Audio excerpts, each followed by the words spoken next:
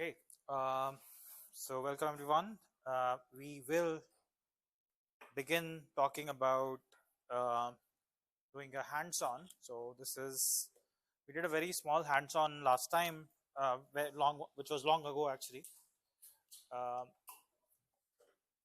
which I had to rush through because I wanted to cover more content. But what I thought was will be useful because you at some point you're going to do projects is to spend some time on it, even though we have not covered the theory part of this particular lecture. But I think it's okay because at some point we will cover it. So we'll go ahead and do this hands-on. And if there's time left, I will talk about the theory component as well. So you'll have seen there's no assignment yet because we don't have enough material covered to ask questions. Maybe by Thursday we will have it, so I'm going to release it then.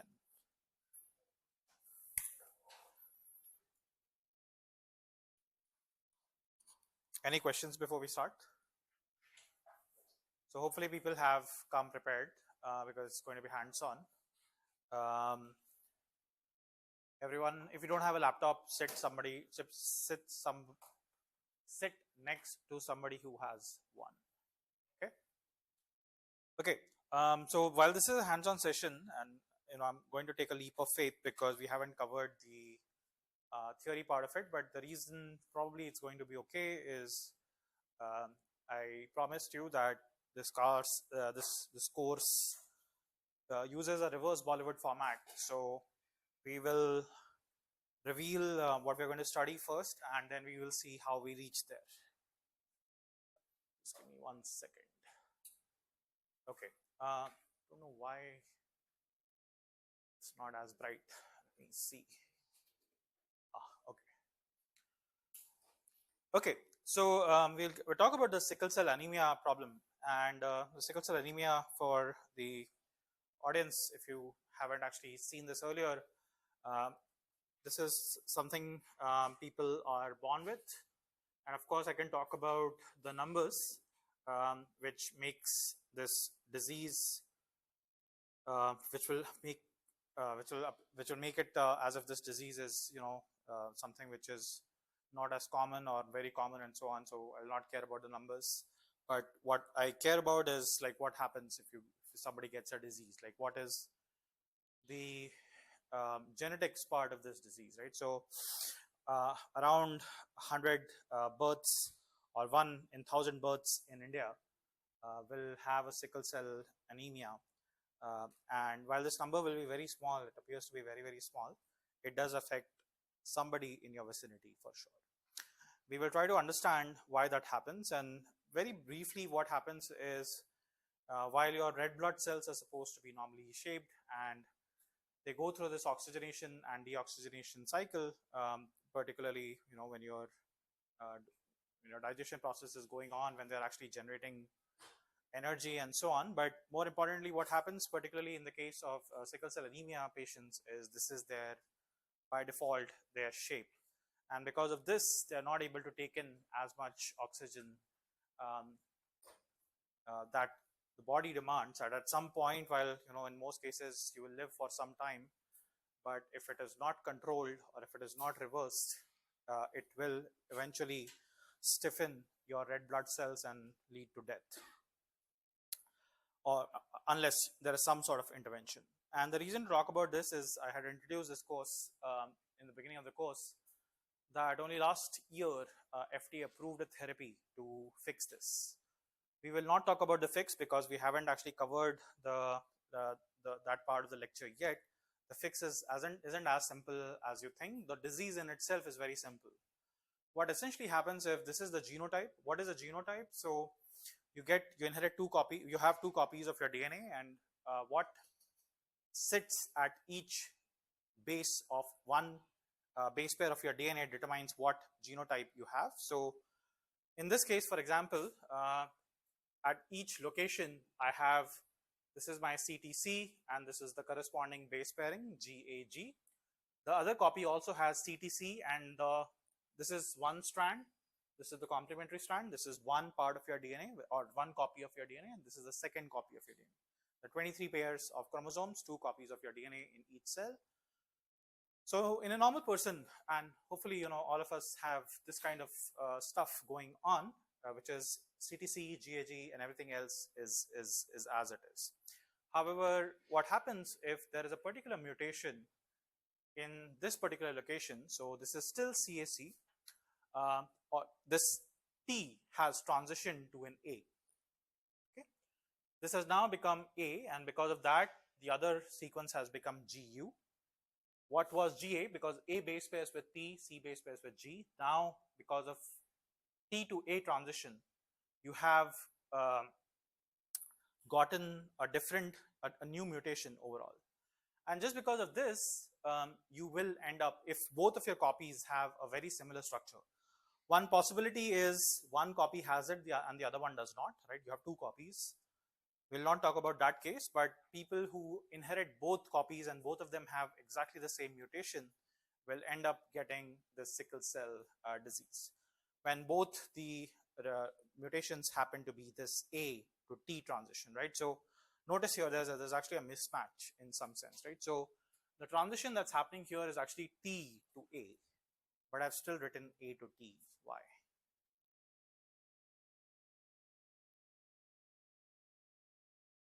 So here, right, like in the diagram that I drew, this is CTC, GAG, CTC, GAG, CAC, GUG, CAC, GUG. There are 2 ways to write this, right?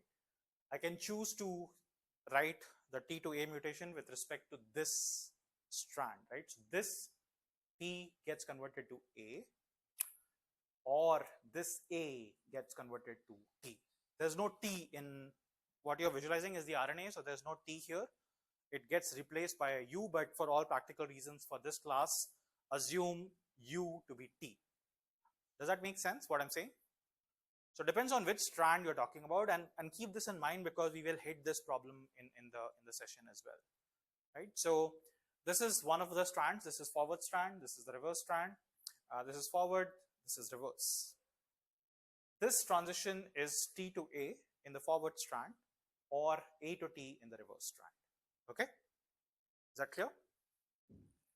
Okay, so the goal for this class is to look for any data sets, right? Like any data sets where we actually can measure whether this is really happening in a sickle cell patient or not. It represents the mutation part, right? So this is your normal stuff, right? CTC, GAG, CTC, GAG. Okay. Here it becomes CAC. So a T gets converted to an A. But I can also say that an A gets converted to a T. If I talk about from the reverse strand, and you will see why that directionality matters in just a bit. Okay. Does that answer your question? Yeah. So this U is T. There's no U in the reason it's written U is because in RNA, thymine gets converted to uracil. There's no T as such, but for all practical reasons for this class, it's a T. Okay? U is T. Sorry, say that again. Good question. Any idea what is it? Take a guess. It is RNA because you can visualize the protein actually, right? So it is in the protein coding region. This is the mutation which happens to be in the protein coding region. This is one of those diseases which happens because there's a mutation in the part of the genome which is coding for proteins.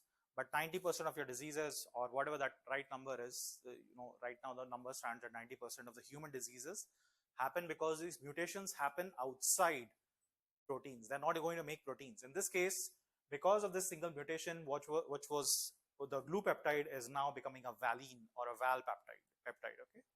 And that is what is going to cause the weird shape. One single mutation replacing one single peptide, resulting in weird shape of your cells, leading ultimately to lesser oxygen being taken up in the body, leading ultimately to blocking of your flow cells in the body, right? Not other flow cells.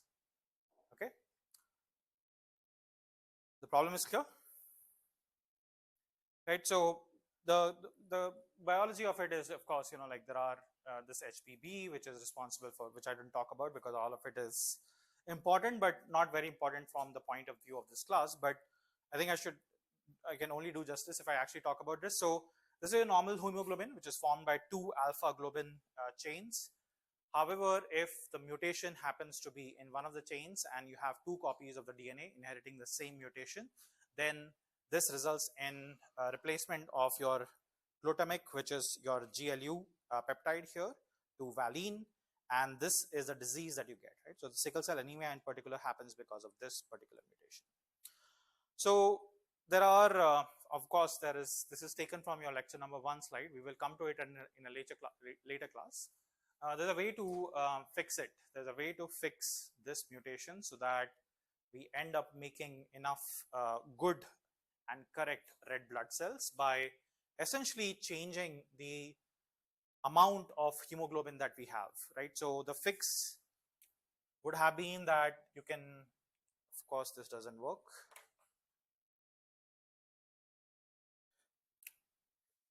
So the fix would have been that you somehow, this transition that is happening, you reverse it so that, or you go and you come up with a pair of scissors, go to that particular location, edit that particular base out and swap it to what it should have been. While it is easy to think about, like executing that in biology is slightly hard because the technology to be able to do that only matured in the last couple of years, in the last 4 years, not couple of years, but 5 years, which is called prime editing. However, the current way that this is fixed is not using prime editing. What is prime editing? We will cover this when we talk about CRISPR. Is it literally goes to this one single base and can make an edit there. However, what is being currently used is a different mechanism. And let me not talk about that particular mechanism because we will get sidetracked. But this technology of making base edits came much, much later. And that's why the FDA approved therapy does not actually use this, because while it is possible, it is slightly hard to do. Okay. Okay. So what the goal should be for this lecture, I will keep swapping between this particular lecture and the hands-on that we're going to do today. So I'll just tell you how I walked about this process. So I was just interested that, okay, if I'm talking about sickle cell anemia, there should be one way to demonstrate whether this actually, what happens if somebody gets sickle cell anemia. So what I did is I went to this website called, and let me see if I can reproduce this. I went to SRA, which is the Sequence Read Archive, right? So most data in biology that gets published will hopefully get deposited at either NCBI. This is the National Center for Biotech, whatever, NC, you can read whatever it is. It is a US NIH funded database for storing all sorts of your information, biotechnological information. Sorry, I don't remember did not remember the full form, so I was ducking out what the full form is. So NCBI is will store this data, and this is, of course, you can deposit any data for free.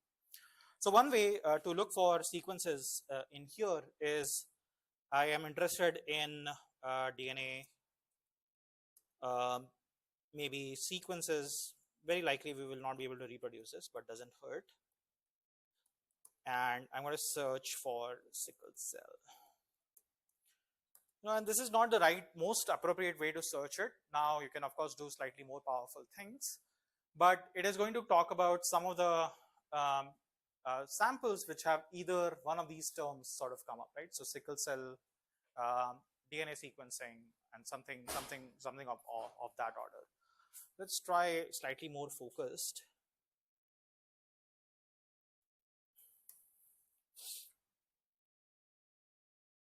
Okay, so here, for example, you can see overall different samples, right? And here, what you're seeing here is a kind of sample that people have profiled. This is, for example, an HbAs female, so they have sickle cell anemia. This is a different sequencing which we haven't actually covered, but I can choose what was the source of this data. So let's focus on DNA. I don't know if I'm going to be able to reproduce this, but let's see. Okay, let's see which sample this is.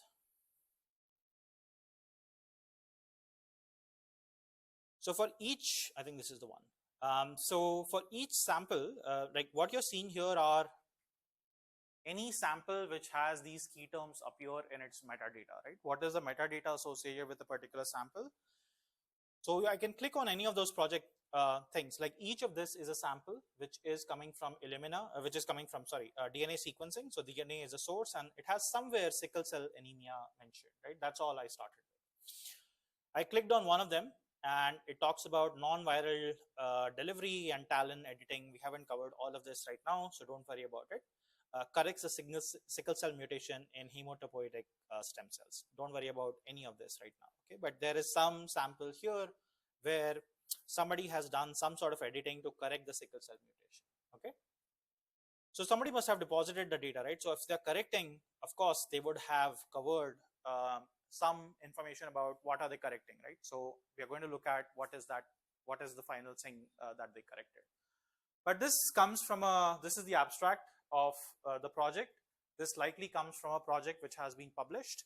So what currently you're looking at is what's called a experiment record, right? So this is one of the experiments. What you notice here are different IDs. This is the bio project. I'm going to make it slightly bigger. This is the bio project. This is what's called the SRA project. And if I click on all experiments, it will give me a list of all the experiments that came from this particular paper, right? So they overall did 61 experiments in this particular paper, right? What is this paper? Let's look about the paper. So if I click on SRP, right? So SR is sequence read archive. So SR is from there. P is for project. This is the corresponding project for which we are going to work. We are going to do this data. So when I actually came up with this hands-on exercise, this is exactly what I did, right? So I'm just telling you that if you have a question in mind, this is your starting point. This is the reason I'm telling you this, right? Otherwise, of course, I can cheat my way and I can force you to do what I'm going to do, but this is exactly what I did. So I want you to see the process. Okay, so here, what you're seeing is like, this different visualization of that entire project. If I click on the project ID, it will list me what is it about. It will also tell me about which particular paper it is coming from. So it's coming from this paper.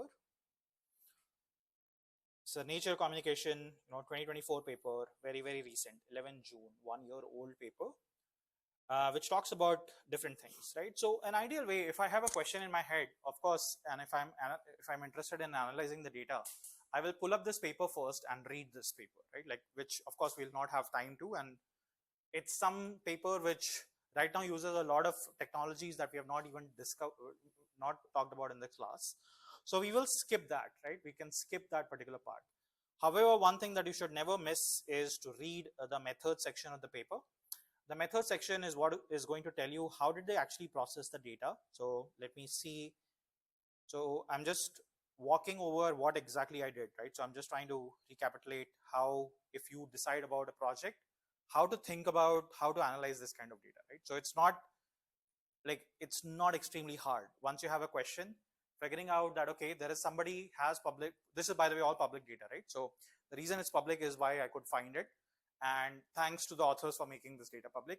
This hands-on, of course, is possible because of somebody chose to care to put the data out there in public, which is mandated by some of the NIH grants, but unfortunately India hasn't arrived there yet. We want to sit on our own data because we think somebody will scoop it, despite not actually having enough scientific component to whatever data we generate. But anyway, here,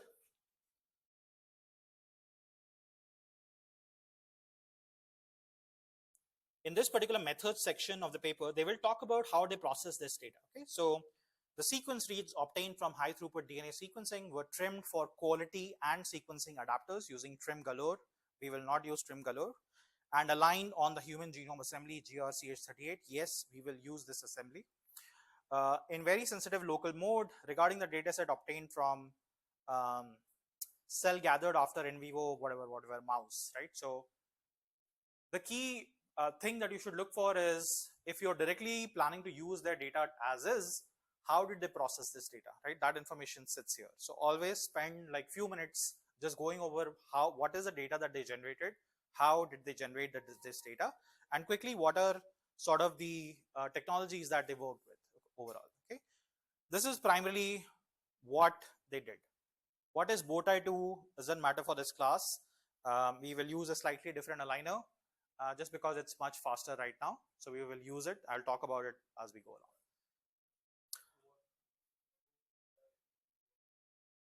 along. Good question. So what does it mean by in very sensitive local mode? Um, so what happens when the alignment is done is, which we haven't actually yet covered, is it will try to first find the seed matches. So the first round of alignment is very, very rough, right? So when I drew the tree, for example, last time, banana, and all those things, we were looking for going across the tree till match happens, right? If you do not allow for sensitive mapping, you allow for certain mismatches by default. However, since this is a base pair mutation, you are interested in getting the alignment as correctly as possible. Since we haven't actually talked about that yet, I will skip over it, but overall that is the idea. Okay? That whatever alignment it is going to give you is going to be extra sure that I know that this is the correct alignment, because in a rough pass of alignment, you can have certain mutations. And in a day-to-day analysis, that doesn't matter, because usually you will not be working with base pair resolution data. You'll be working with whether alignment happens in, for example, this data comes from, the main focus of this is HBB, which is your hemoglobin gene, beta globin gene. If I can see data coming from there, it's fine, right? Like I know that it exists. At this point, if I cared about the mutation, that's when I'm going to use a very sensitive local alignment approach to make sure that the mutations that I discovered there are all correct. However, you will see that once we use this different aligner, invoking this mode is not really required. Okay? So I'll talk about this when I actually talk about BWA in the next class. But for now, just follow along as if you have access to a black box. That black box can take this DNA sequencing data and it can tell you where each of your read came from, right? So that's what we're trying to do. So in step 1, we are essentially trying to figure out that from these reads, where does the data fall on, where does it even align to HBB? What are the reads aligning to HBB? What is it that we are interested in? So I'm just interested in that they came up with this technology to fix the mutation that happens to be in sickle cell. But what they're claiming to fix, right? They're claiming to fix that they fix this A to T mutation. So this was fixed, but where they fixed it, does it even have evidence of this particular mutation existing? Does that make sense? So I'm going to look for their sample which they tried to fix. So I'll take the data from the sample that they tried to fix. I will take the reads. I'm going to align it to HBB gene, which is where the mutation happens. And I'm just going to visualize that what are the mutations here. Do all reads really have a T? Or how many of these reads actually have a T? Or did they fix something which already had an A? In which case, of course, the technology will not work because it already was A to begin with, which is the unmutated version. Does that make sense? So we are doing a stress test or a smoke test, actually, to be more precise. The smoke here is coming from this sample, that what sample they're claiming to treat, did that actually get treated or not? Because what was it to begin with? Okay, does that make sense? It's just that because we have only limited time in this class, I will strongly encourage you to go back, and once you will master how to analyze this, you will be able to do this all by yourself. Okay. Okay, so we'll go to switch gears. Is the problem clear? Okay, so for example, here also you'll see that in each paper that you come across, always also read the section whether they have actually put the data or not, right? So they clearly show here that the data is publicly available in this particular URL, which is what we already showed you. So to switch this gears, what I'm going to do is I'm going to go to the, hopefully all of you have set things up. Anyone here without a local setup? It's okay if you've not been able to do a local setup yet. What problems do you face? IGV you're not able to install. Mama installed it, like Conda installed didn't work. It didn't work. Were you able to see the window? Or that's okay. That's not a problem. The bottom part was not complete, right? That's okay. That doesn't matter. Any other issues? Oh, WSL crashed. Okay. Any other issues? So you were in WSL? PowerShell. Okay. Let me see. This is slightly unfamiliar territory, but let's see. Let's see. Okay.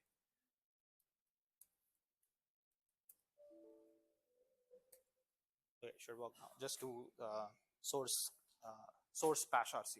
So for people, if you've had trouble with loading Conda in particularly in Windows, like for example, if it say, let me show you actually what happens. So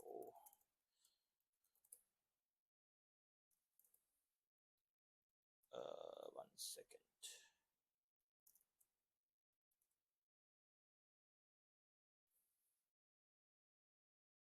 So I cannot simulate exactly that environment, but what you have to do is sometimes if it doesn't show you that, if it shows you that Conda is not available, just type source bash rc, because when you install Conda, it must have put it into your path.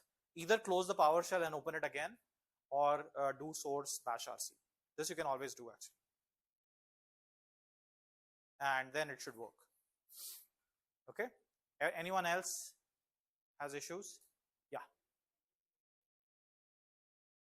That's fine. If you cannot install Mamba, that's okay. Conda works, right? Mamba, I prefer Mamba because it's faster, but if Conda work for you, that's great. Okay. Okay, great. So WSL crashed for you, right? So for now, can you work with him? So we'll see the WSL issue later on. Okay, otherwise, we'll not be able to finish this. Okay, yeah.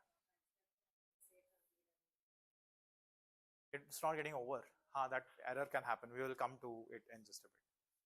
Any other issues? Okay, fair enough. So there is a backup, right? If you really want to follow along, I have, this is the backup that I was talking about. There's a Google Colab notebook, which mostly has very similar things actually, that you should be able to do everything in this Colab notebook.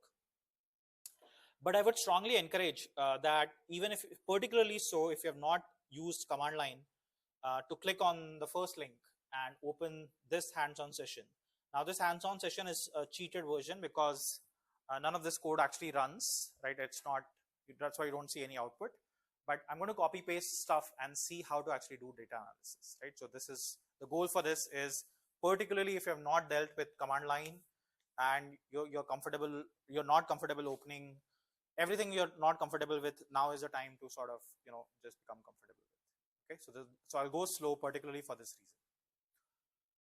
Okay, so if you have installed, so everyone with me so far, all I've done is just open this notebook.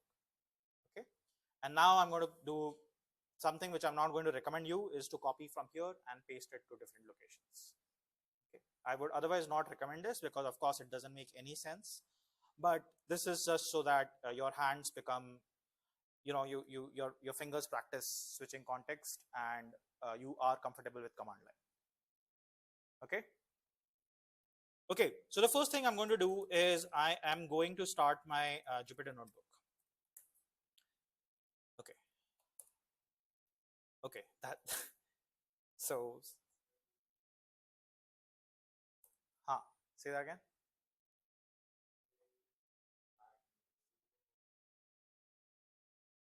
Okay, yeah, you can use Jupyter Notebook, Jupyter Lab, whatever works for you. Everyone is using Lab, I think now, right? There's no, or using Notebook. Yeah, whatever works. Again, whatever works. That's all okay. Okay, then I'm going to go to my repository here. You can choose wherever you want to work. So let me zoom it a bit. So I started my Jupyter Notebook in any location. You can start your Jupyter Notebook. It doesn't matter, for this sake, it doesn't matter. but you will notice that I've already downloaded the files, right? So right now I'm in that location where I had already downloaded my chromosome 11, I had already downloaded my FASTQ files and so on. So I'm in that location just because I want to keep everything at one place, just for that reason. Okay, but otherwise you can do it anywhere. And then, so I have multiple environments, but hopefully you will not see this mess. You can open any environment, I think, but preferably open the DH607 environment. Let me see if I have it. Actually, I will not be able to replicate everything that you see on your computer just because I have a Mac M1, and for all technical reasons, some of the repositories are not available on some of the Mamba stuff is not available on M1, right? So I'm going to just create a notebook here in yeah. So I'm going to create I have already an environment called PySRADB. What are we doing right now, right? So the first thing, of course, our goal is to visualize whether we see this kind of change in the sample, in the sickle cell anemia sample or not. We downloaded the data, but how do you download the data first, right? There is 61 sample files. The first step that you have to do is figure out what are the samples that you're going to work with, right? Not all 61 of them are workable in the sense because some of them is RNA sequencing, some of them is mouse data. So if you go here and click on all experiments, it tells you that some of them are paired sequencing, all of them is DNA, Illumina, but the strategy, for some is exome, some of them is other. They all have FASTQ files available, right? However, what I want to do is I would like to first figure out what are the samples that I really can work with, right? Like what is the different metadata associated with this particular sample. So if I search here, and this is again one of those things which should have been figured out by NCBI by now, but anyway, we'll see what comes up.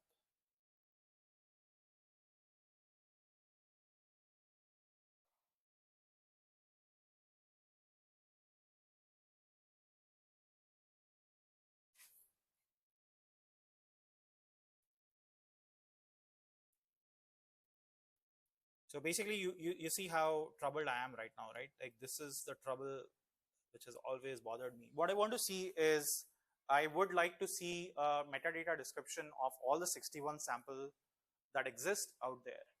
And this circle will keep rolling and it will keep rolling and it will keep rolling. I will not give you, right? It takes enough time that you will get frustrated. And that's exactly what happened to me around 7 years ago now, which is when I wrote this package, which I'm now forcing you to use, which is called PySRADB, right? So here, if I click on this, hopefully it will give me something meaningful. So very quickly, there are 61 samples. I want to see what is the distribution, like what does it look like? What are the different metadata fields associated with it, right? So where did it come from? How big is it? Overall, is it RNA? Is it DNA? What kind of categories is it, right? So that's what is there in this table, and you can see how much time it took me to get here, right? Like it just is a cumbersome process. You could have remembered this URL and typed it, but it's still, it just doesn't work actually, right? So what we're going to do is we're going to pull this data up in my notebook, which is what I'm doing here. So the first thing that I do here is I will input the SRA project ID. So the SRP 150596, I'm going to use this package PySRADB. The link for the documentation is available here. And sorry about that typo. You will be able to read, this is not the, so if you go here, you'll be able to read what exactly this package does and so on. Very quickly, what the package does is it gives you a list of samples for a given SRA project. So SRP stands for SRA project. The ID is SRP 1596, which is exactly what I got from here. This is the ID that I got. So I searched for the paper. I figured out what is the SRA project. I put it up here and I have the list of all the files that were generated. Where is the location? What is the corresponding URL, right? So if you want to download, for example, data from this website, good luck, because it's just made in such a way that it makes download life well. Yeah. Anyway, I just every time I talk about it, it's just so frustrating. But here you can get all the accession, but this accession doesn't have the list of where should I get these files from. So what you're seeing here, for example, right, is one run of the sample, which is of these 61 samples. So very quickly, what happens is SRP is a project. In a project, you can do multiple experiments, and this is usually referred as SRX. I would recommend you take notes, but I'm going to also make the notes available for this one. And within those experiments, you have these things called runs, which are SRR1, SRR2, and SRR3, and so on. So this is your biological experiment, and this is your technical replicates, which means that maybe one time you sampled 10 million, you sequenced 10 million reads, then you sampled 5 million reads, and so on. But they're all coming from the same experiment, SRX. SRP is a project. Project has multiple samples, multiple experiments, excuse me. One experiment can have one or multiple SRR IDs. Is that clear? SRP, SRX, SRR. Clear? Clear? Okay. So the first thing that I want to do is I want to download this data, right? As simple as that. But of course, you can see here that if I look up the size, it's 94 files. There's no possible way I can work with 94 files, not for this workshop, but in general also. So the first thing that I do is I look for, I can print what columns does the metadata have, right? So it has multiple different columns. What is the run accession, study title, and so on. And then what is the age, the sex, the tissue, and so on, right? For example, if you focus on this column called library strategy, it prints out different things, right? So 50 of these samples were sequenced using amplicon sequencing. We haven't covered this in the class yet. 30 of them is RNA sequencing and 10 of them is other. But amplicon sequencing, you can very briefly understand as almost similar to DNA sequencing, slightly different strategy. For this particular class, it doesn't matter. Okay, but I definitely don't want to analyze RNA sequencing data right now, because we are not going to work with RNA. We are going to work with DNA.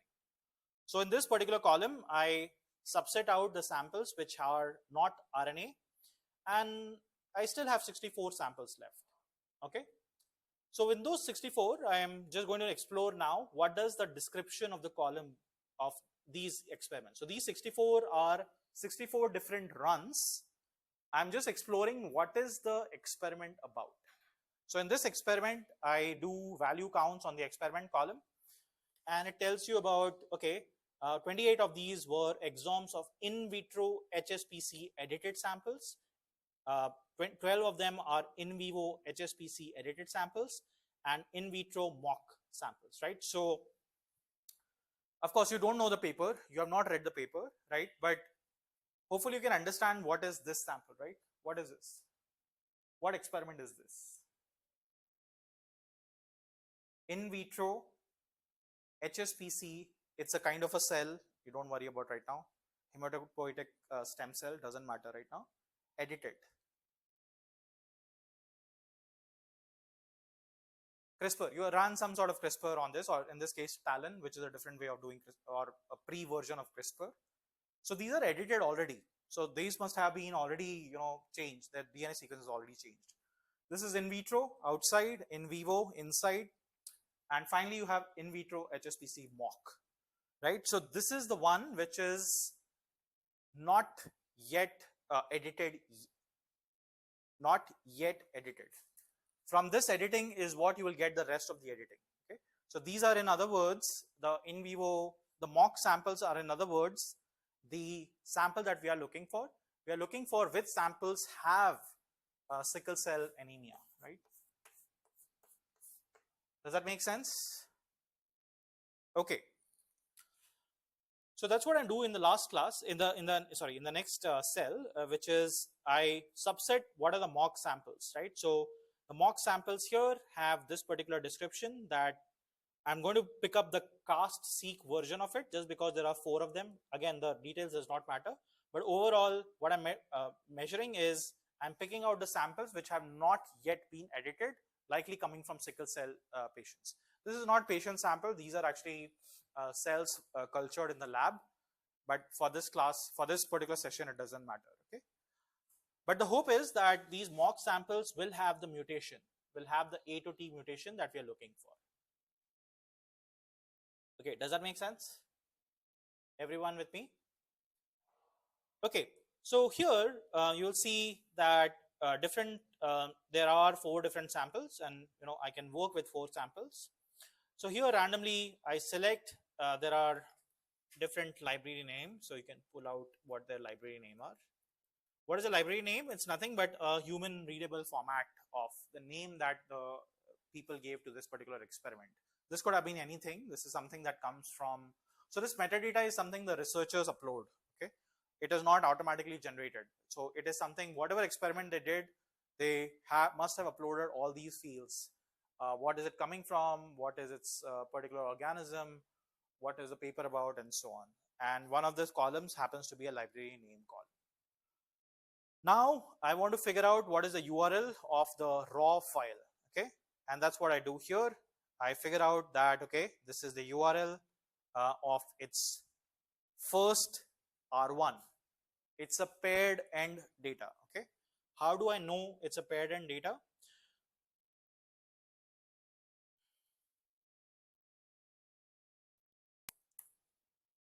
So in this case, it says library strategy is other. At some point, it will say paired.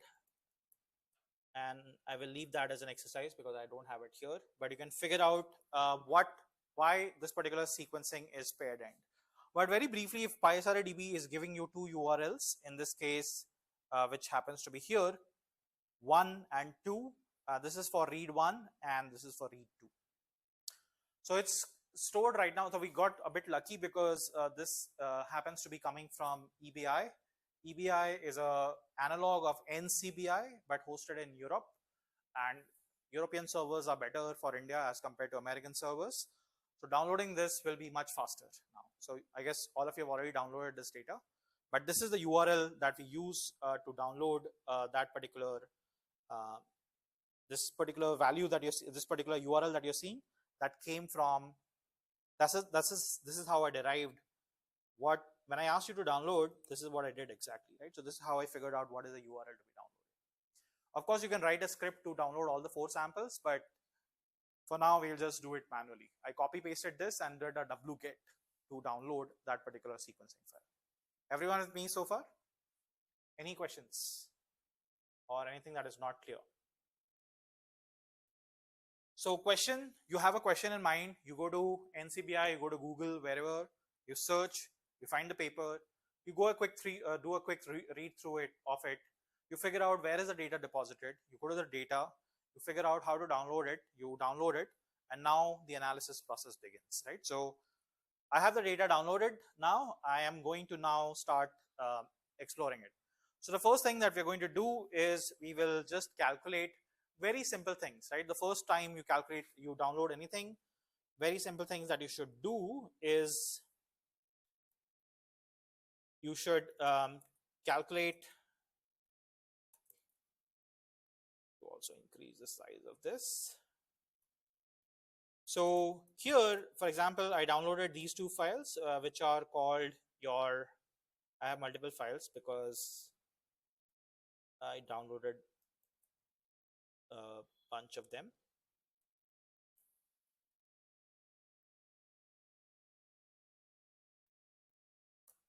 So for example, I'm interested in what are the different, actually let me just to make sure.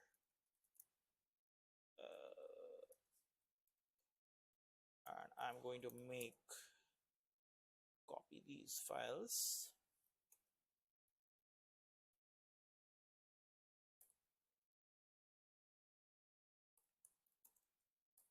Okay, so you would have downloaded these 2 files. I've run other things, that's why you see other things in there. And the first thing that I want to do is I want to just see what is the size of these files, right? So this is one sample coming from a single cell anemia patient or cell line, um, read 1, read pair 1, read pair 2, right? So this is paired and sequencing data. We take this fragment, we sequence it from here. This is your R1. We sequence it from here. This is your R2. Okay. What is the first thing that you would like to do with this file, right? The first thing that I want to see is, okay, what is the size of the file, right? This is 71 megabytes. Again, you got unlucky because usually just because of the kind of sequencing that's happening here, um, otherwise this will run into GBs, if not hundreds of GBs at least. First thing that I want to, so let me show you what this file looks like. So the way to see that, so I will use gzcat because unfortunately I'm on Mac, but you can use zcat, right? And this is a format that you have discussed previously, which is, that's your instrument, what lane it came from, what is the tile, and so on, followed by sequence, followed by a plus, and followed by the sequencing quality, which is what you see here. So just to make sure, this is what it looks like. This is the ID of the read. This is the actual read. This is a separator, and this is the quality, individual base level quality. Okay, this is what the real data looks like. I can do the same thing for R2. There's nothing special there, except that it is measuring it from a different end in this particular case. And again, it looks very, very similar. What you will notice here, however, is they are paired, right? So that ID here that you're getting is exactly the same that you get in R2, except that this is /2, this is /1. So anytime, sometimes people fool you actually. Even on SRA, what they will say is it's a paired end file or it's a single end file, but when you actually try to download the data, you will see /1. Whenever you see /1, it usually means there is a second paired end read missing. Okay, so that's why that /1 is important. That /1 tells me that this came from R1, this /2 came from me, it tells me R2. The other thing that I will be interested in is how many reads do I have, right? Overall, how many reads are there in my data? How would you go about calculating it? How many reads are there in the data?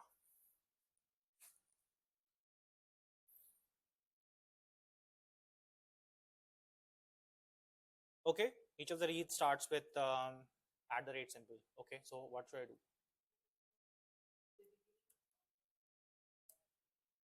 Okay, so let's do this. So Sharda's idea is that I can search for, by the way, some of this I'm going to take, I'm jumping a bit, right? So, and I can jump because this is not very hard to follow, right? So what did I do? When you do a zcat, right? This is concatenating. I'm printing all the lines in this file, and grep means search for @ symbol. When I search for @ symbol, this is what it is giving me overall. Okay, so it's printing all the lines where I have an @ symbol. I can count this while it is printing. I want to count how many lines are there. So I do word count. WC stands for word count, and I'm not interested in the word count. I can do a word count, but it won't be meaningful. What I'm interested in is how many lines it got printed, and that is what the number of reads here is, 944098.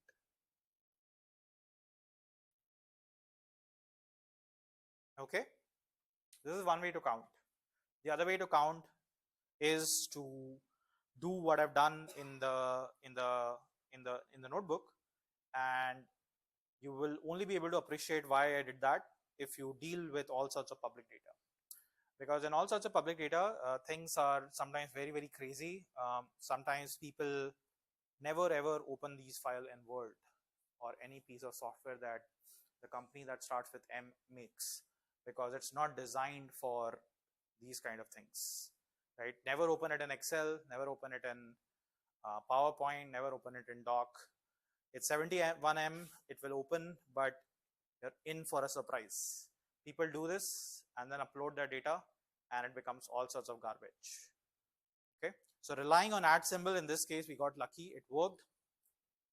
But in most cases, you will not be lucky because somebody would have opened this in Word and would have added things which should not have been added, not by deliberately, but because that piece of software does it for you.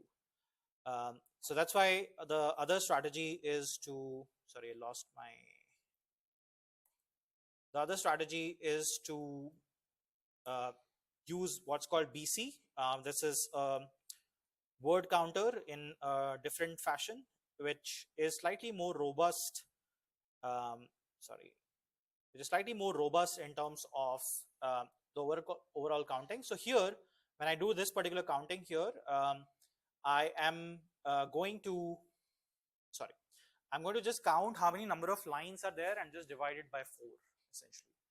And of course, you could have done it by just doing it in Excel or doing it in any word counter. Here, I'm just counting the number of lines and dividing it by 4.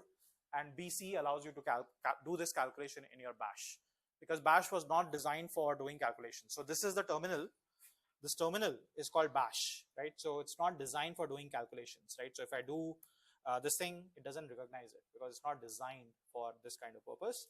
But if I want to do calculation, this is a language. BC in itself is a language which allows me to do these kind of calculations, right? So if I do this, again, this is because I'm on Mac, it will tell me that I have the same number of reads, right? Always, whenever you have paired and reads, you should check the size and the number of reads in for both files. They need to be equal, exactly equal, actually, okay? Or exactly the same, I meant. Okay, so we have checked that. All that is good. I want to now check what is the size, what is the read length, right? So one way to do this is I could print the read and I could go to I could open my Python terminal and I could just count, and this is 151, right? So this is the entire sequence of what my read sequence looks like. Hopefully this is going to be true for all the reads. We will not do this, but of course you can write a program to check whether all the read lengths are the same or not, right? So in this case, 151 is the read length, and in this case, if I repeat the same exercise for R2, hopefully I will get the same thing. Okay. For DNA sequencing protocol and RNA sequencing protocol, mostly this is true. This is, however, not true for certain protocols, and when I talk about it, I will tell you when the time comes. But usually for R1 and R2, the read length will be the same, exactly the same. Okay, great. Everyone clear so far? Okay, now I see a lot of faces which are bored, so now is the time for a quiz question. Okay, so let me tell you what I'm doing. Okay, first,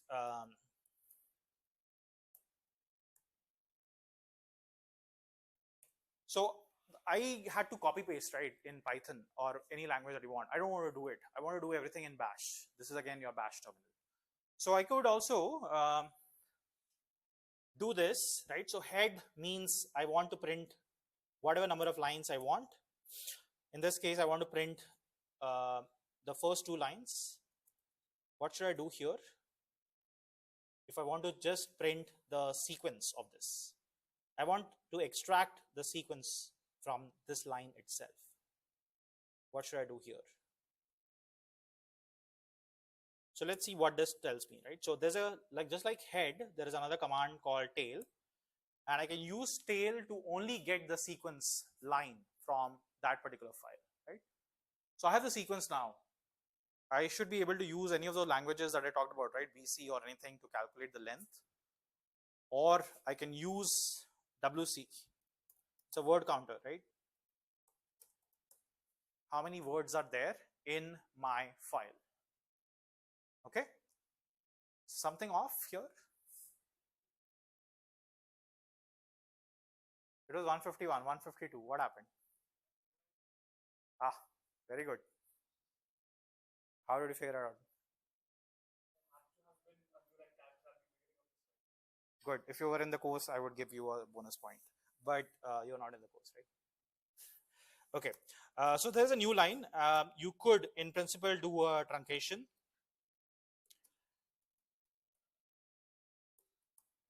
and I forget, but I think it's this. Yes. So I could remove. So whenever you're printing this, right, the magic here is that while it appears like this for you, but what the computer sees is also a /n character towards the end, which is not visible to you, right? And when it is counting those words here, when it's counting those characters, it considers that /n also as one character.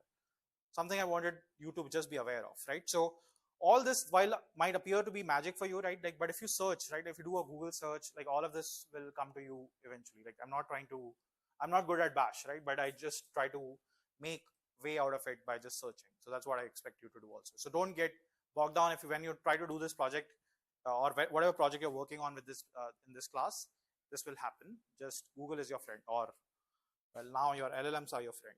So use them wisely.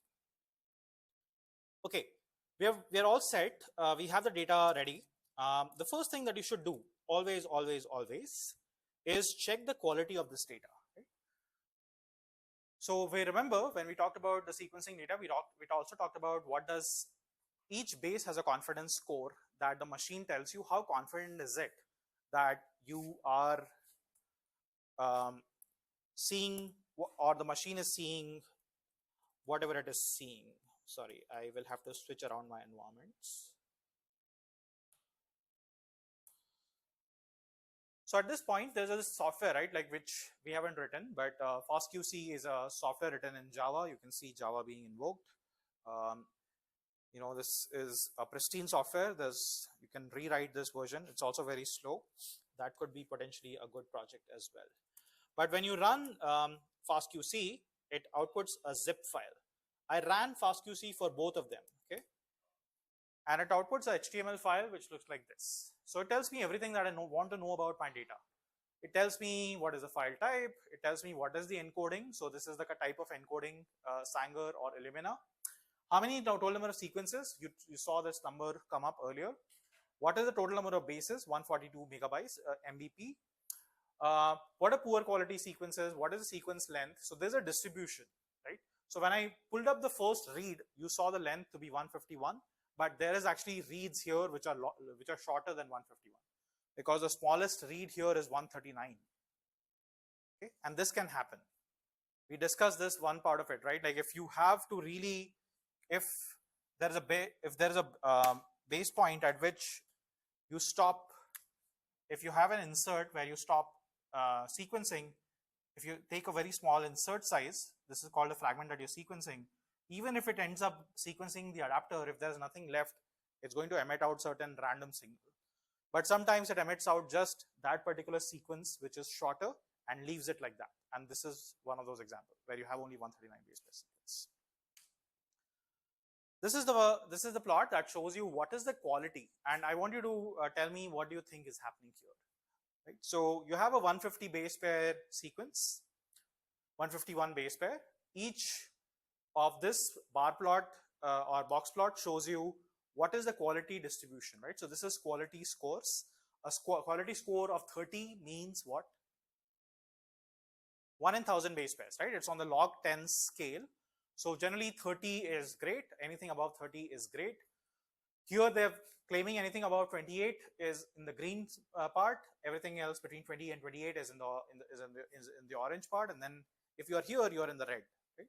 What is the pattern that you see? X-axis is the base pair in which you are. So this is entirely 150. And you're literally plotting what is the quality characteristic of this read. What do you see? What kind of pattern? What kind of curve? Or what is the overall pattern? And why?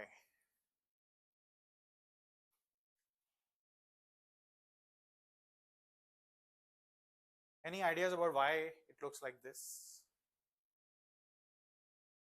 So it starts okay, or starts slightly weirdish, then goes okay, and then starts to drop here.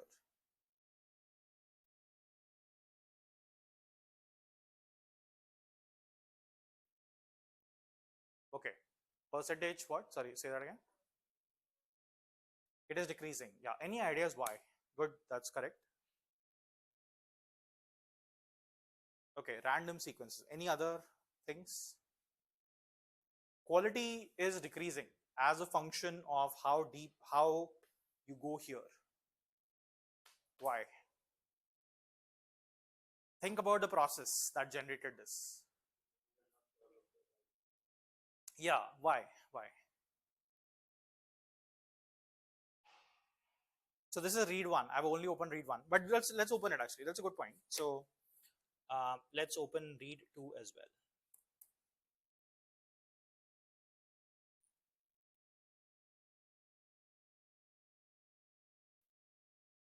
Green, green, green drops towards the end.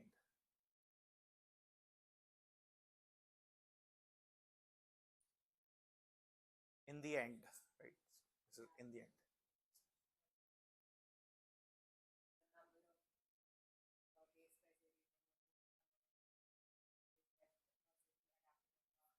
So that's possible. Good. So that's possible that maybe at this point it is already starting to sequence some more adapter stuff, and that's definitely any other thing that can happen. That's correct. That can happen. You can start to see a lot more adapters towards the end, and overall, you know, that quality is suffering for that reason, even though they are repeated sequences. Any other things?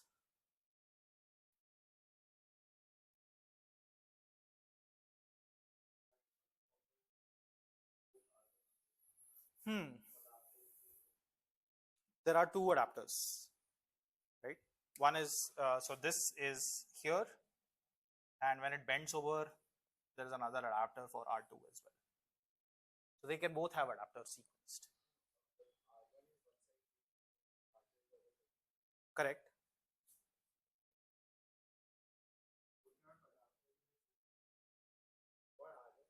Okay, I see. I see. What you're saying is the direction of the adapter should have been swapped. Fair enough. That's fair enough. So that rules out that thing. That's correct. That's fair enough. So adapters are ruled out. What remains? That's correct, actually. Yes. So his point was that if the machinery that is sequencing is R1 is being sequenced in this direction, right? And if R2 is being sequenced in the other direction, the position at which the adapter comes in will be different. They will not be the same. If this is a 3' end, it will be the 5' end of the other one. So that was what his point was. Say that again. So he's saying that the logic that this could be coming from adapter might not be correct, because you see the drop happening in the 3' end for both of them. So what is happening?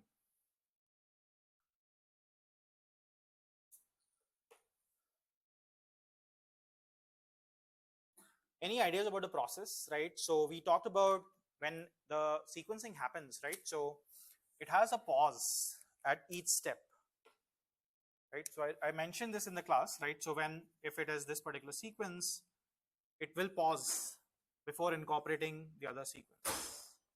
Pause, wash, pause, wash, extend. Let me do that again. So A got incorporated, wash it, A remains, but wash it. Then T incorporation happens, wash it, pause, wash it again.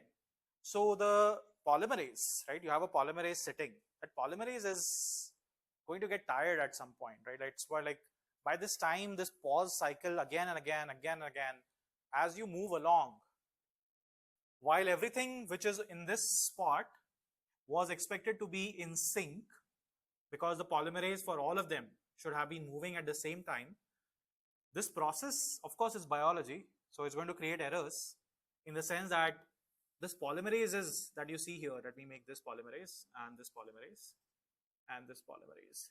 They will not be in sync towards the end, right? So when it comes towards this end, the light that is going to emit is going to get confused, because when it actually comes towards the end, right? Maybe this polymerase is here, but the other polymerase is slightly out of frame, and this is also another slightly out of frame. So it's going to get super confused. And that's why the quality that you see really drops down towards the 3' end of your Illumina sequencing. washing and stopping and washing and again, right? So by the time it reaches towards the end, 150 is like towards the end of its sequencing, right? It's like, I'm tired, I just cannot see what is going on. The polymerase is like, I've done enough and I've gotten out of phase, I don't want to even do anything anymore, and that's why you see the end. So in the end, it matters.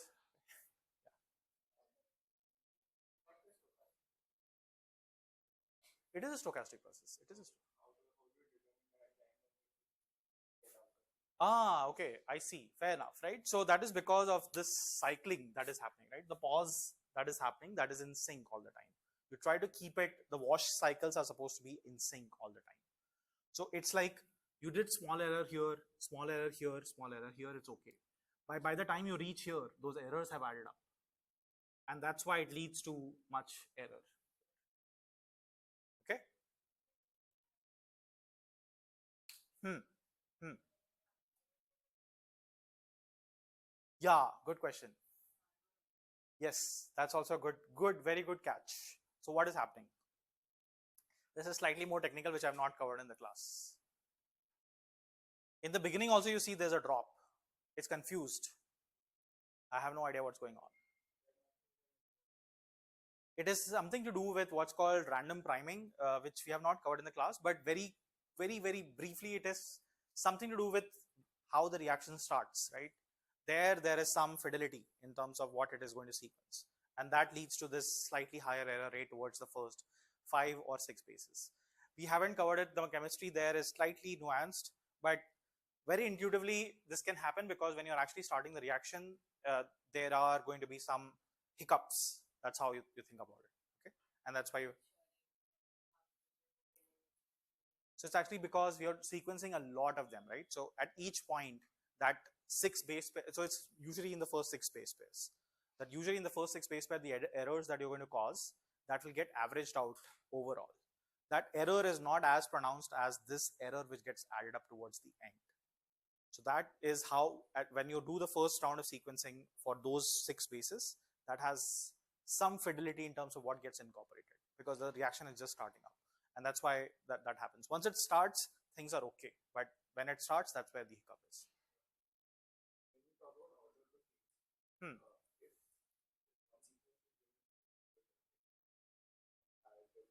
Other ones, yeah, huh?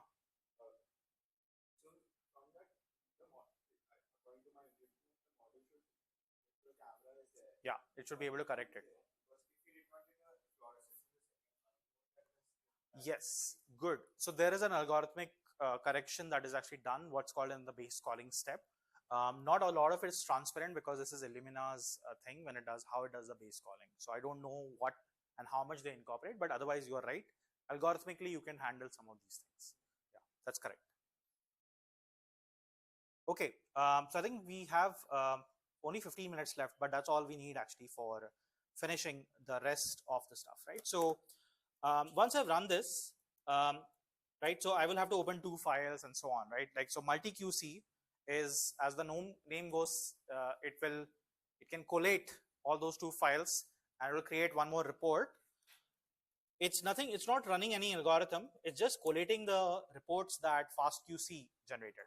And it gives you a much nicer and intuitive interface to understand what is happening, right? So again, you can clearly see both for R1 and for R2 and R1, the read quality drops down towards the end. We have certain duplicate sequences. For this class, it doesn't matter what those duplicate sequences are, but overall you have around 900 million reads that you're sequencing. Your per base sequence quality is usually high, or most of them are 30 and above, which is overall great.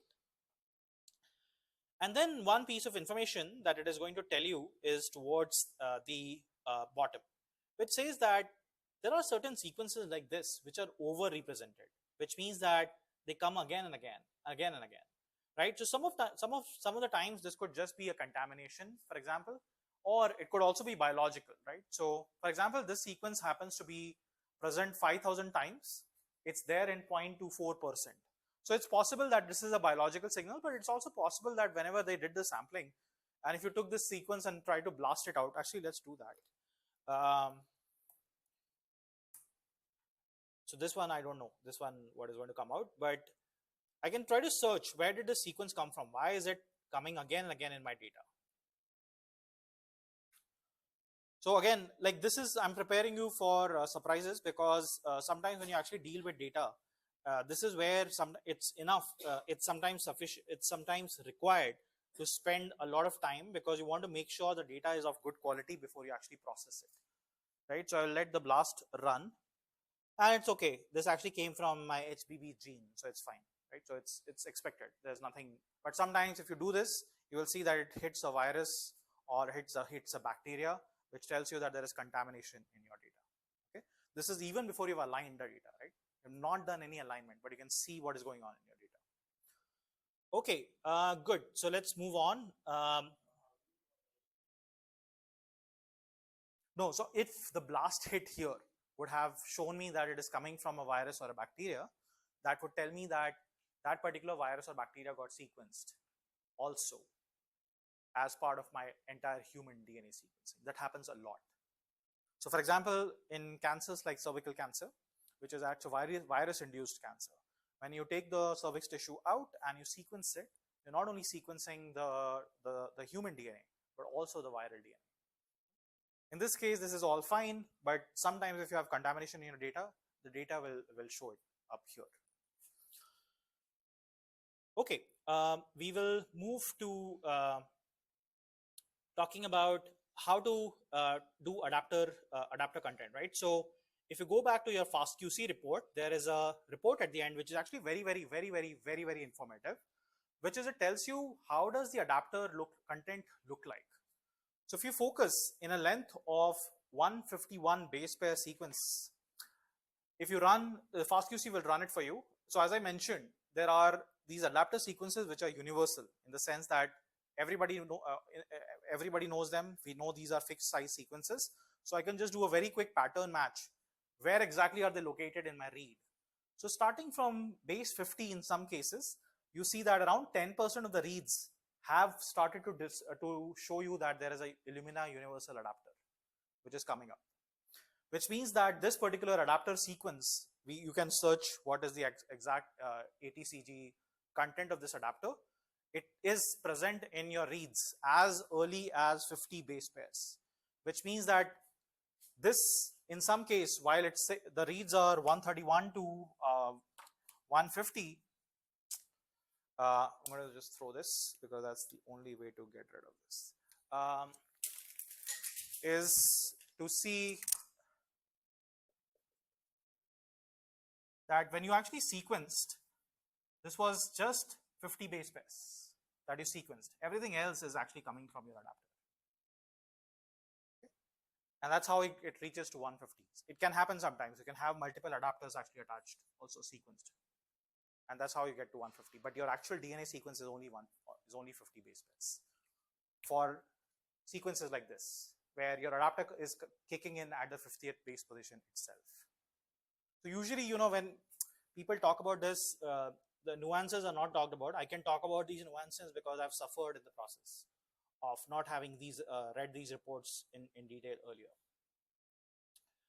And as you come towards the end, 40 or 30% of the reads overall have some sort of an adapter. This is what this particular plot is showing you. Okay, does that make sense? So adapter stuff is not important. We don't like it. So we're going to remove, sorry, just too many tabs open. I am going to remove this. Okay. We are going to remove the adapters by using FastP. It's just because it's very fast. It will automatically detect the adapter, right? So this is a TrueSeq adapter. Okay. So while it is running, this is the adapter sequence that's there. Okay. And it says that it's there in your data. I'm going to look for it and I'm going to delete it. It does it by just randomly subsampling certain reads and checking whether it exists or not. And both in my read 1 and read 2, I have this adapter sequence. And if you don't believe me, let's do a very simple test, which is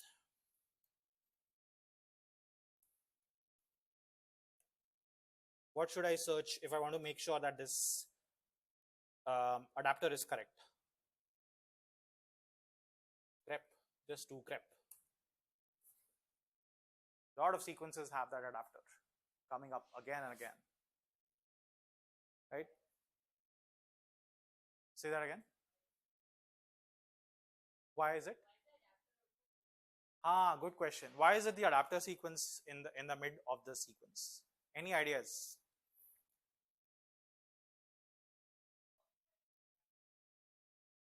So it is possible that this came from human DNA also, but the adapters, the way adapters are chosen are to be very, very unique. So the moment you see something coming up in between, right? What has happened essentially is till this point it has sequenced till the adapter, and now after that it's just going throwing you garbage stuff.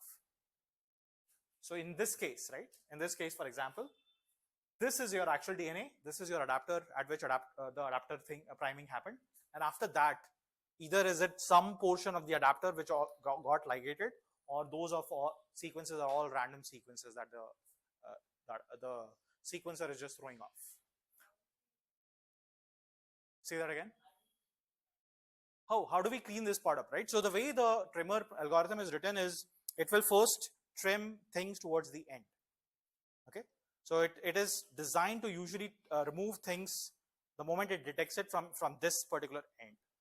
Unless you tell it explicitly, it will not trim things from the 3' from the 5' end, right? So you actually don't also detect, usually in this case you don't detect things in the 5' end, but by default it will trim things from the 3' end of R1 and the 3' end of R2. How do we do what? Oh, they are random sequences? Yeah, good question. I would go and take up that read and just visualize what is the quality. And my prediction is, I have not done this. My prediction is those will be all, actually you can see here, for example, right? There's a repeat, G, G, G, G, G. It would all be very low quality sequences, extremely low quality sequences. That's my prediction. You should check. So you can take this particular read, you can write a program to figure out all the reads where you have this sequence and see what the quality looks like. So we're nearing towards the more interesting part, which is, everyone so far with me? So check the quality, everything looks good. If you want to be extremely sure, you can run fastqc again. So I have it, so I'm just going to show you. I can run fastqc again on the trimmed version. And now you'll see that the things have slightly improved overall in terms of its quality. And particularly the adapter content is almost zero. This is, I'm running fastqc again on the trimmed version, right? So one thing that you will notice is the trim is 49 megabases, which was earlier 71 megabases. And the trimmed version is 47, which was 65. So we have thrown out certain sequences. So of course the data has reduced. If after trimming the sequence falls below a certain length, it is also thrown out. So that's why the file size reduces. Okay, then starts the interesting part. So the first step, right? I want to do what is the goal? The goal is to see whether this aligns to my HBB gene or not. But why? Because, well, that's where the mutation happens, right? So, sorry. All the reads must have come from the HBB gene, or at least that's the focus of interest. So I will align the data, and the way to align this, when this is what we have not covered in the class, is first you create an index, which is called the Burrows-Wheeler aligner index of, which we will cover in the next class, of only chromosome 11 right now. The reason I'm doing this is because if I try to do this on the entire genome, it's going to take a while, which of course we don't have. We have 4 minutes, but we can finish this in 4 minutes, okay? Where are people at, or have you already run everything? People have already run everything, I think. Not yet? Is it too much? Is it too much information? Yes. Okay. Is it too much? Okay. What part is too much?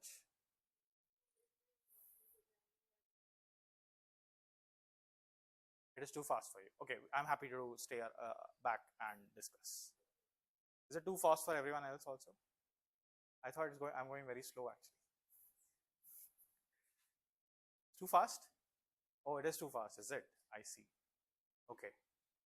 What parts? Like, if you can tell me like what parts you did not follow, that gives me actually feedback.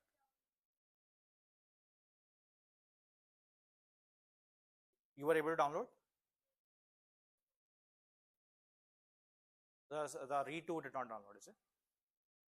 I see. Okay, we'll talk about it. What is your feedback? You said something, right?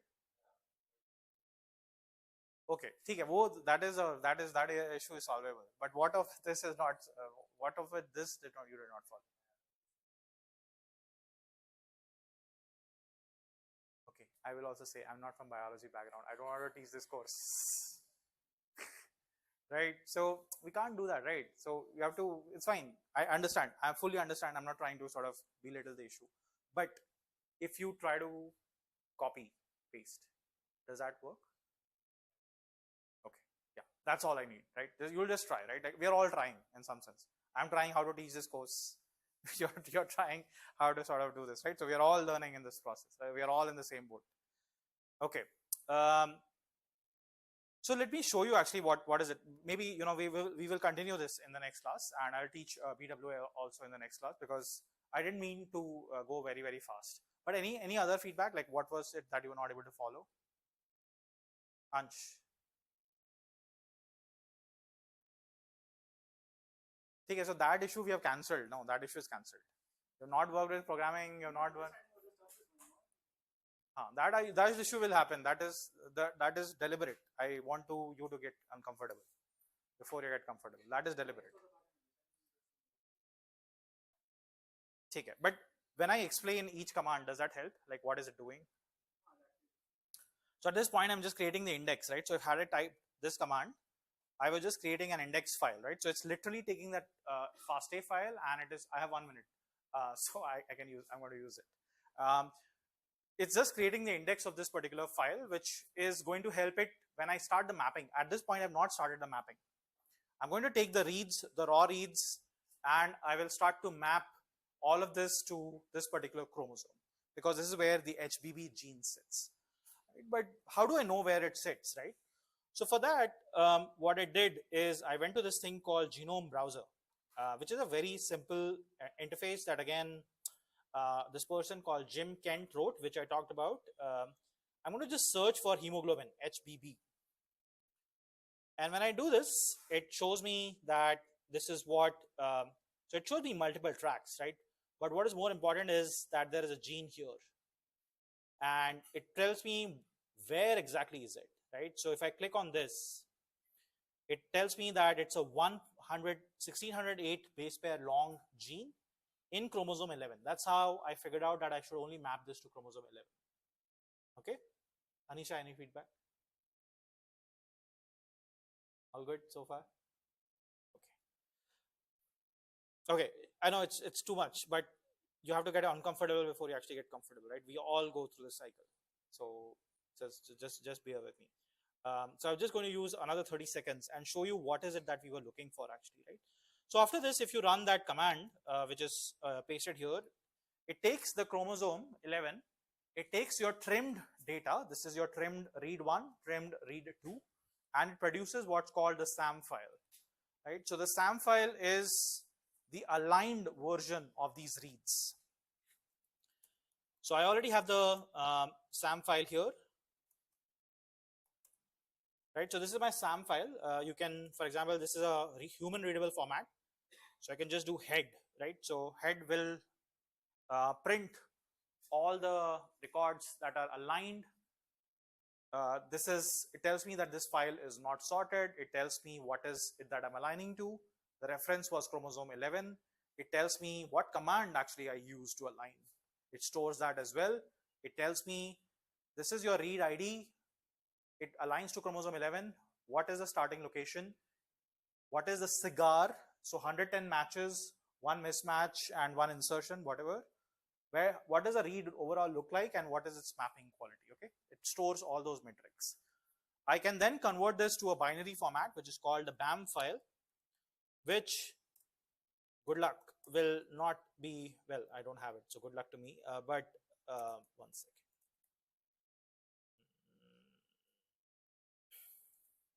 It did actually. Okay. So yeah, that's because I use a. I have no idea why this is happening. Any idea why this is happening? There's a BAM file here sitting here.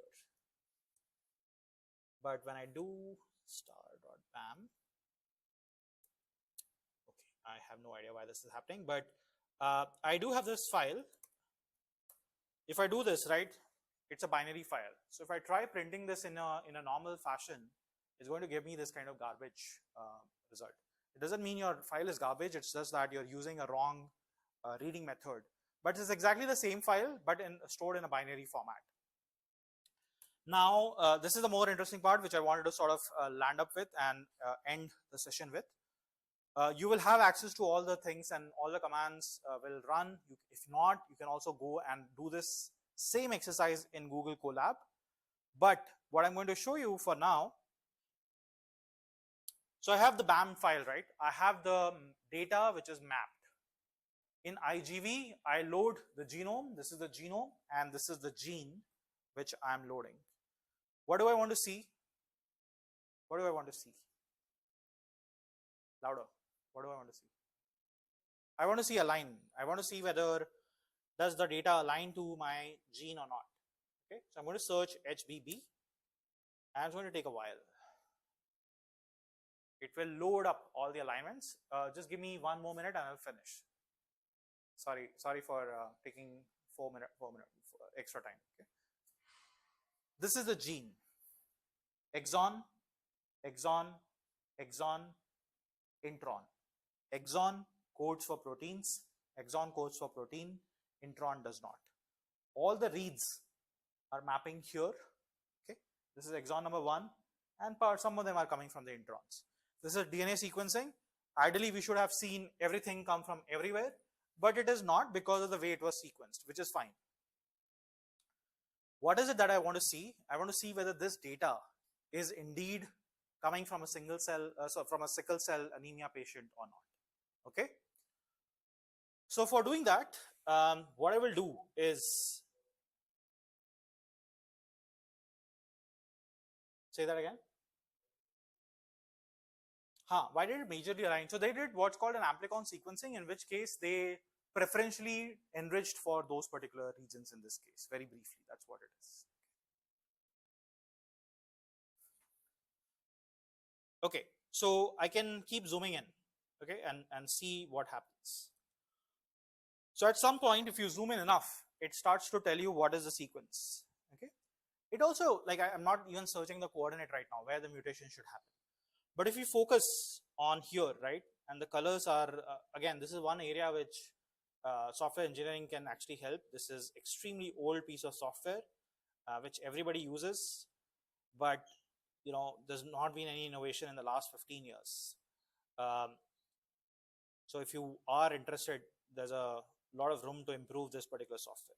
But anyway, what you see here, for example, you see 2 stretches. One stretch of this is of this green and one stretch of this is red. What are we visualizing, right? So what we are visualizing is, very briefly, these are your reads.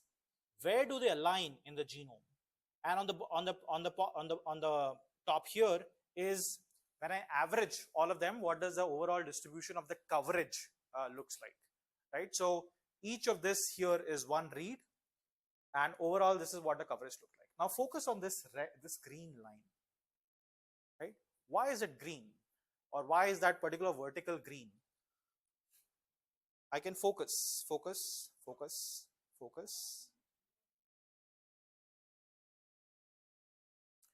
Yes, this one or all reads.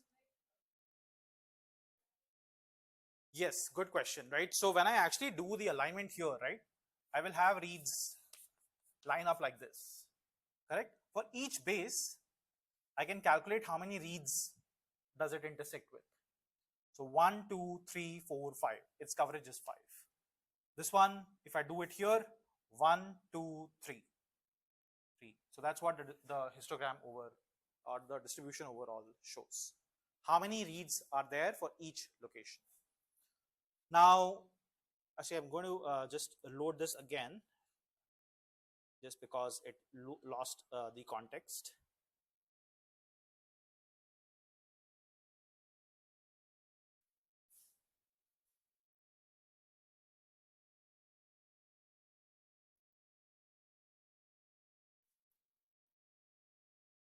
Sorry, I exceeded 2 more minutes, but just I'm going to end in 30 seconds. This is my final 30 seconds. So for example, if I keep zooming in here, I will notice that this particular base here, you always see a green.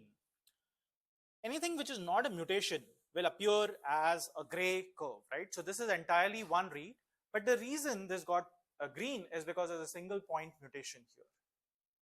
What is this mutation? What is the base here? T. What is this?